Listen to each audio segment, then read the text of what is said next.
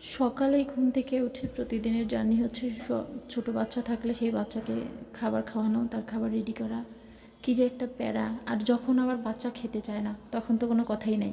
যাদের বাসায় আছে এরকমটা না খাওয়া পিচ্ছি তারাই বোঝে যে আসলে সকালেই যে ঘন্টার পর ঘন্টা ধরে বসে থাকতে হয়। সকালবেলা ঘুম থেকে উঠে সকালে যদি একটা ডিম নিয়ে বসি, দেখা যায় যে সকাল 7টার সময় বসলে সেই ডিম খাওয়াতে খাওয়াতে আমার 8টা 9টা বেজে যায়। মানে ওকে সকালের খাবার খাওয়াতে গেলেই আমার হচ্ছে 8টা থেকে, ওর বাবা চলে যাওয়ার পর 8টা থেকে 10টা পর্যন্ত ওকে শুধু সকালের খাবারটাই আমাকে খাওয়াতে হয়। তারপর দেখা যায় প্রতিদিনের কাজ থেকে রান্নাবান্না বা আমার খাওয়া দাওয়ার কোনো একটা কিছু, তারপর টুকটাক কাজ থাকে, সেগুলো করতে হয়, রান্নাটা করতে হয় দুপুরের জন্য আমাদের। ও আর আমি তো খাই, বাবু আর আমি।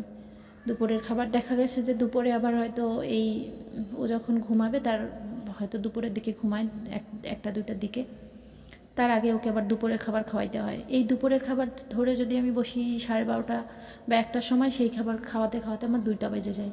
মানে প্রতিদিনের জার্নি এরকমভাবেই চলছে। ওর খাবার খাওয়াইতে যে কী একটা প্যারা, খেতে চায় না। তো আজকে তো সকাল থেকে কিছুই খায়নি, একটা ডিমের অর্ধেক একটু খেয়েছে। তারপর ভাবলাম রুটি খেতে ভালোবাসে, তো রুটি বানাই।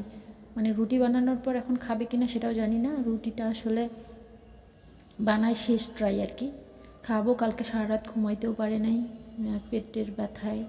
এখন কি কারণে কোথায় কি খেয়েছে বলতে পাশের এখন এই মানে, আর যাদের বাচ্চারা চিপস, তারপর হচ্ছে চকলেট, চানাচুর এগুলা খায় না, হঠাৎ করে খেলে কোনো প্রবলেম হয় বা কি হয়, এরকম কার কেমন হয় আসলে। বাচ্চা চিপস দেখলে বা চকলেট দেখলে এমন একটা অবস্থা করে, মানে কি বলবো, মনে হয় যে কি অসহায়। ওকে আমরা কখনো কিচ্ছু খেতে দেই না। মানে চকলেট, চিপস এমনভাবে এসে চায় আমি চিপস খাবো, মানে দেখলে কি বলবো, মনে হয় যে না দিলেও পারি না, আবার দিতেও হয়, এরকম অসহায়ের মতো এসে চাওয়াচাই করে চকলেট। মানে অন্যান্য খাবার খেতে চায় না, যে ধরেন যে খাবারগুলোকে প্রতিদিনের রুটিন হিসেবে খাওয়াতে হয় সেই খাবারগুলো খায় না, কিন্তু ওই খাবার খেতে চায়।